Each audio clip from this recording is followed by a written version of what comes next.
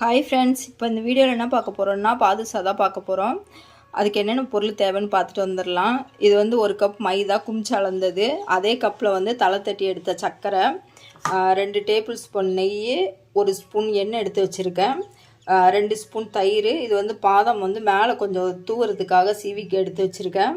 இது வந்து அரை ஸ்பூனுக்கும் கொஞ்சம் குறைவாக வந்து உப்பு எடுத்து வச்சுருக்கேன், சால்ட்டு. இது வந்து ஆப் சோடா சும்மா ஒரு 2 சிட்டிகை எடுத்து வச்சுருக்கேன். இது வந்து லெமன் கட் பண்ணி வச்சுருக்கேன். ஒரு 5லேருந்து 6 சொட்டு வரைக்கும் சர்க்கரை பாகில் வந்து அப்படி புழிஞ்சு விடுறதுக்காக, அப்போ தான் பால் வந்து அப்போ கெட்டியாகாமல் இருக்கும், அதுக்காக. இப்போ பாதுஷா செய்யலான்னு பார்க்கலாம் வாங்க. இப்போ வந்து ஒரு பாத்திரம் எடுத்து வச்சுருக்கேன். அதில் வந்து நம்ம எடுத்து வச்சுருக்க மைதா போட்டுக்கலாம்.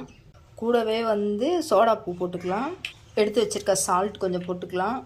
நெய் எண்ணெய் மிக்ஸ் பண்ணி வச்சுருக்கோம்ல, அதை மிக்ஸ் பண்ணிக்கலாம். அது கூடவே தயிர் எடுத்து சேர்த்துக்கலாம். எல்லாம் கலந்துட்டு ஒரு வாட்டி கையில் நல்லா மிக்ஸ் பண்ணி விடலாம். பாதுஷாவுக்கு வந்து மாவு பிசையும் போது வந்து ரொம்ப அழுத்தி பிசையக்கூடாது. சப்பாத்தி மாவுக்கு வந்து இப்போ நம்ம கையை வச்சு அழுத்தி பிசையலாம், அந்த மாதிரி பிசையக்கூடாது. இது மாதிரி பிசையணும். இப்படி தூவி விட்டு அப்படியே பிசையணும். அப்போ தான் நல்லா லேயர் மாதிரி வரும். இப்போ மாவு வந்து நல்லா கலந்து விட்டாச்சு. இப்போ இந்த மாவில் வந்து லேசாக தண்ணியை தெளித்து பிசையணும். ஊற்றி பிசையக்கூடாது. ஊற்றி பிசைஞ்சால் அப்படியே கொலன்னு ஆயிரும்.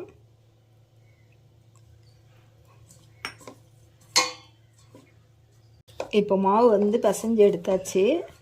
இப்போ இந்த மாவு வந்து இப்படி நம்ம பிச்சு பார்க்கும்போது இப்படி லேயராக வரணும். அதோ லேயராக வருது பாருங்கள், இதே மாதிரி வரணும். இப்படி இதுதான் கரெக்டான பதம்.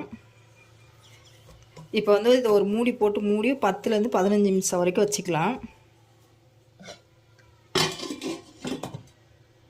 இப்போ மாவு ரெடி பண்ணி வச்சாச்சு. அதுக்கு முன்னாடி நம்ம சர்க்கரை பாகு ரெடி பண்ணிக்கலாம். அதுக்கு அடுப்பில் ஒரு பேன் வச்சுருக்கேன். கூட 1 கப் சர்க்கரை மூழ்கிற அளவுக்கு தண்ணி, 1 கப் தண்ணி எடுத்திருக்கேன்.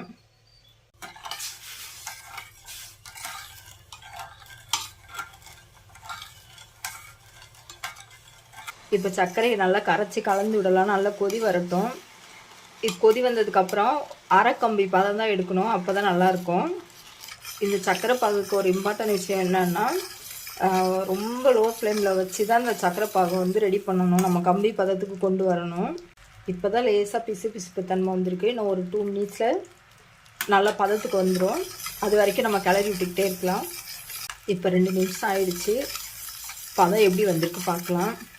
இப்போ கரெக்டாக வந்திருக்கு பாருங்கள். ஸ்ட்ரெயிட்டாக இல்லாமல் அப்படியே உடையுது பாருங்கள் நம்ம எடுக்கும்போது. இதுதான் அரை கம்பி பதம். இப்போ அடுப்பு ஆஃப் பண்ணிடலாம். அடுப்பு ஆஃப் பண்ணிட்டு வாசனைக்காக கொஞ்சோண்டு ஏலக்காய் தூள் சேர்த்துக்கலாம். நான் ஏலக்காய் வந்து சொல்ல மறந்துட்டேன்.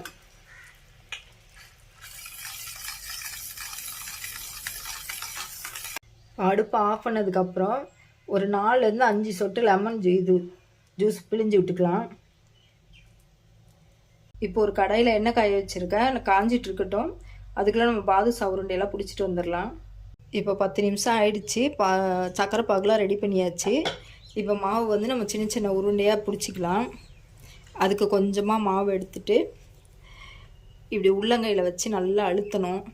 இந்த அளவுக்கு சின்ன உருண்டையாக எடுத்து நம்ம 2 உள்ளங்கைக்கு நடுவில் வச்சுட்டு இப்படியே அழுத்தம் கொடுத்து நல்லா இப்படியே உருட்டினோன்னா அப்படி லேயராக வரும்.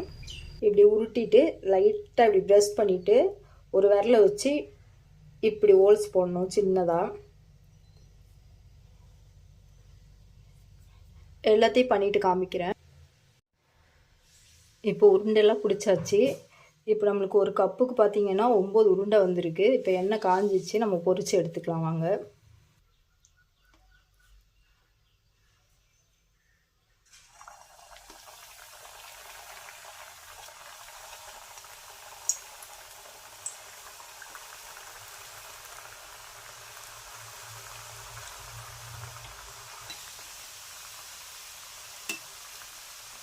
அடுப்பு வந்து லோ ஃப்ளேம்லேயே தான் இருக்கணும், இல்லைன்னா கரிஞ்சு போயிடும்.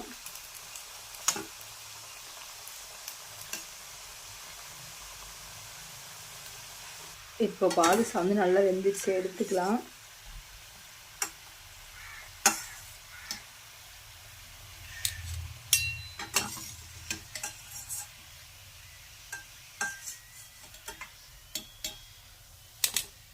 இப்போ எல்லா பாதுஷாவும் எடுத்தாச்சு.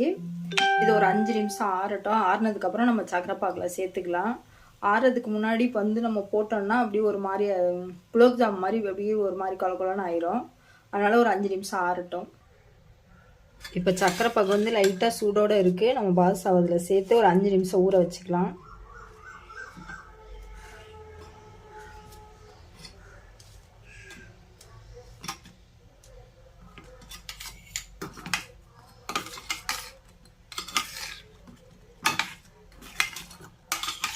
இப்போ பாருங்கள், அப்படியே நம்ம லேசாக அப்படி பரட்டும் போதே எப்படி கண்ணாடி மாதிரி தெரியுது பாருங்கள். ஒரு 5 நிமிஷம் இருக்கட்டும். இப்போ பாகில் போட்டு 5 நிமிஷம் ஆகுது. இப்போ நம்ம எடுத்துக்கலாம்.